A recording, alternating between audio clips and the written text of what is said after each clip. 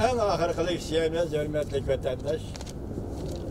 Mavzumunda Prezident Trump'ın yana bir qatam prezident bo'lib saylanishini qo'llab, Cumhuriyetçiler Partisining mamlakatlik komiteti bir ovozdan birdek ma'qulladi.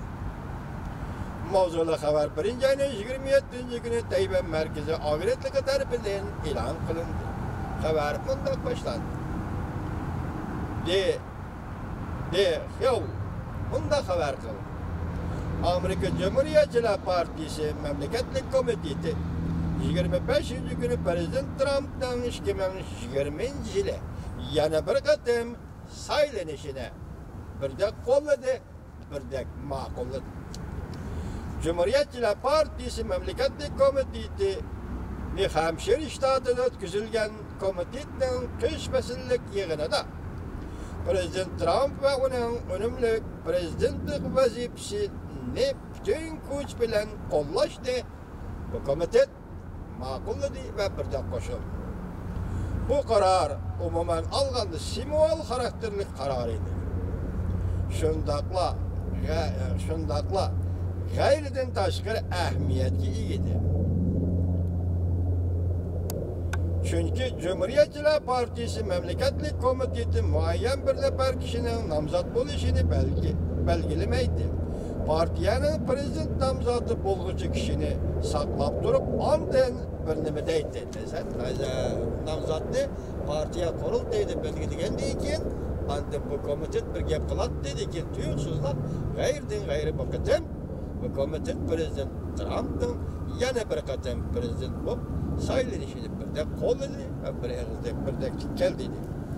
Cumhuriyetçiler Partisining mamlakatlik komiteti 25 kuni Cumhuriyetçiler Partisining mamlakatlik komiteti Cumhuriyetçiler Partisining Trump'da kechirganlar umumiy qo'llaganligini simvollik xarakterda ko'rsatdi.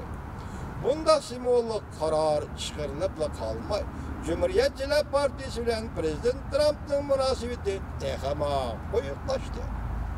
Prezident Trump'ning yana bir qatam saylanishni qo'lga keltiruvchi saylam komiteti naq maydon tekshirishi saylam i'onasi topshirish ishlarini bajaruvchi faraz qilishimizcha Cumhuriyetçiler Partisi mamlakatlik komiteti bilan birlashtirish, bularning hammasini birlashtirishi mumkin.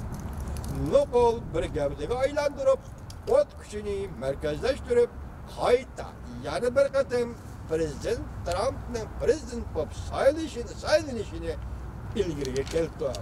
Ilgari surdi.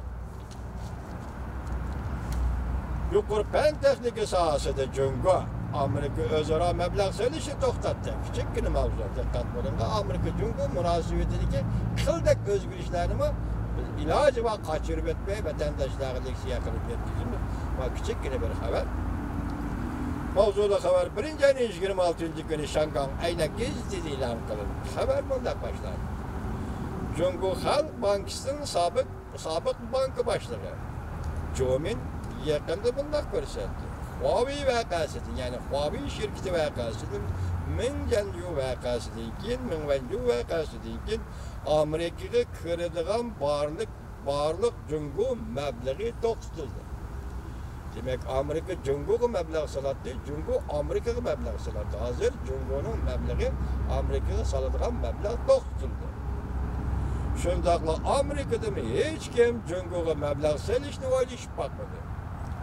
Amerika Jungo o'rtasida yuqori fan texnika sohasiga mablag' solish allaqachon to'xtagan holat borliqda keldi. Shanghai aynak gazeti 26 kuni xabar qilib bunday ko'rsatdi.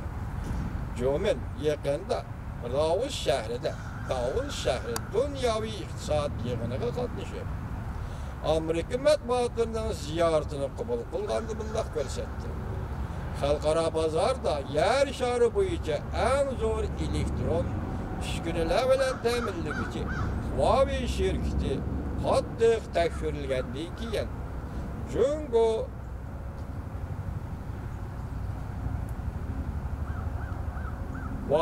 Vago deydiken bu Amerika'nın hem oradaki ben bizimle bilinmeye kaldım. Şuna Xitayçı yazık öyle aldım. Vago diyenler. Çünkü Amerika'da Vago'ga məbləğ selişini toxtatdı. Bütünlüy azaytdı. Toxtatmadı, bütünlüy azaytdı. Amerika Cungu soğudu uruşu partlagandan keyin Amerika Cungu'dan keladigan məbləğdən uş yer buluşqa başladı. Demek hazır iki devlet bir-biriga məbləğ selişni azaytdı yoki toxtatdı. Masalan, Cungu'dan keladigan məbləğdən Amerika uş yer buluşqa başladı. Masalan, Huawei şirketi vaqası, Mingwen vaqası tüpeyli Cungu Amerika'nın Huawei'ga məbləğ selişini toxtatdı. Hazır bu iki devlet ortasındaki münasebetlerinde küçükkini iki devlet münasebetinin qaysı hal, qaysı derecege, qaysı basmışka kelgenligini şunday küçük haberlerden alalayızda vatandaşlar. Ötken sözlüge muhakeme karakterlik leksiyanda mesela ben Amerika Qo'shma Shtatlarining muavin prezidenti Mike Pence bilan Amerika Qo'shma Shtatlari davlat ishlar kotibi Mike Pompeo apandining ismini almashtirib, vazifasini almashtirib so'zlab qo'yibdi. Men buning uchun meni kechiringlar vatandoshlar, ham buning uchun tuzitib o'qinglar vatandoshlar. İnsan bunlar nasıl so'zlayotganda zehn chechilmasligi kerak. Ben üzərimdən zihnin çeçilişini kapalet qılalmayma. Şunu şu zihin çeçilganda doğru sözləvatqa, üzünüz biladigan narsa, doğru sözləydigan narsadır mı? Xatalışıb qaladigan adam bunun üçün meni keçiringlar. İki devlet rəhbəri Amerika Qo'shma Shtatlarının iki nəfər devlet rəhbəri, məsələn muavin prezident Mike Pence, şundaqla devlet işlər katibi Mike Pompeo ismini yakalanan vazifasini hizmet derecesini almashtirib qo'yibdi. Men buning uchun meni kechiringlar vatandoshlar.